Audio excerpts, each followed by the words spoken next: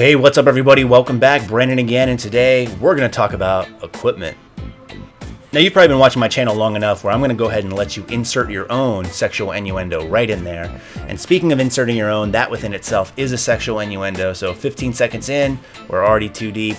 Things are looking pretty good so far, but unfortunately the real equipment I want to focus on today is gym related equipment. Because you guys may or may not have noticed, I'm a little bit of a gear whore, meaning I have a lot of different types of equipment I bring to the gym, and I'm in the unique scenario where I make revenue off these YouTube videos, and one of the things I like to do is invest in things that I can make videos on, so different types of equipment. So in some cases I have multiple pairs of weightlifting shoes, weightlifting belts, knee supports, wrist wraps, all sorts of things, because I want to give you guys a fair assessment of what I think is most necessary, what I think is best when comparing different things, just because I know most of us out there are on limited budgets and some of this stuff gets very expensive and we don't know which ones to buy first. And that's exactly what we're going to talk about today. So which should you buy first? And we're going to break it into just 3 different pieces of equipment today. We're going to talk about weightlifting belts, weightlifting shoes, and knee supports, because these are probably the most popular and the ones I get asked about most frequently. So to start things off, the first thing I would suggest you guys get is a good weightlifting belt. And I can't really stress this enough. You know, when you talk about the main compound lifts out there like squat, bench, deadlift, overhead press, even heavy rows, I think a good belt is really going to help you here, really help you push that core out, really make sure that you're not snapping your shit up. And the nice thing is, as I just mentioned, you can really use it on any single lift you want. So it's very versatile in that sense.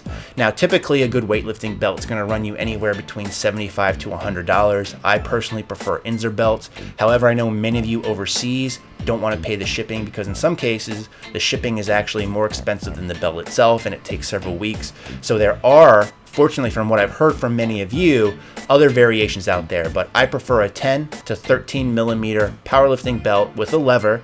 Now you can go with the prongs if you want, but I prefer a lever, and we can talk about that in other videos.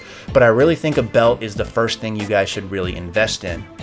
Now I say that mainly again because you can really use it on any main heavy compound, and I think a good weightlifting belt is going to last you a very, very long time. Now that being said, the second thing I would recommend you guys going with is a good weightlifting shoe. And the reason I say this secondly is just from my own personal experience. I find I only like to use a weightlifting specific shoe, and I'm talking about a raised heel shoe, an Olympic type lifting shoe. I'm not talking about Converse or Chuck Taylors. I don't really consider that specifically gym equipment. I consider that just a normal shoe in my opinion.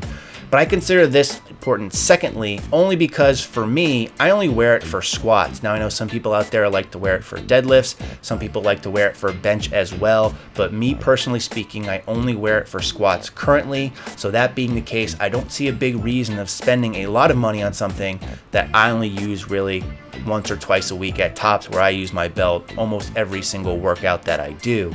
Now again, the type of shoe you go with is really going to vary. I personally right now prefer the Adidas Adipowers. I don't have a pair of Nike Romaleos, but maybe, getting back to what I said earlier, that's something I can pick up so I can give you guys a comparison review. There's a lot other cheaper shoes out there as well. However, in my opinion, they're not always necessary depending on how wide your stance is, as well as some people can get away with just putting 5-pound plates under their heels if they never really plan on competing, or if they're not really planning on trying to squat a massive amount of weight down the road. So it really depends on the individual here, but for me, number 2 is weightlifting shoes, which brings us to number 3, and by default that's going to be a pair of knee sleeves. Now knee sleeves, the most popular out there are the Rebands or the SBDs.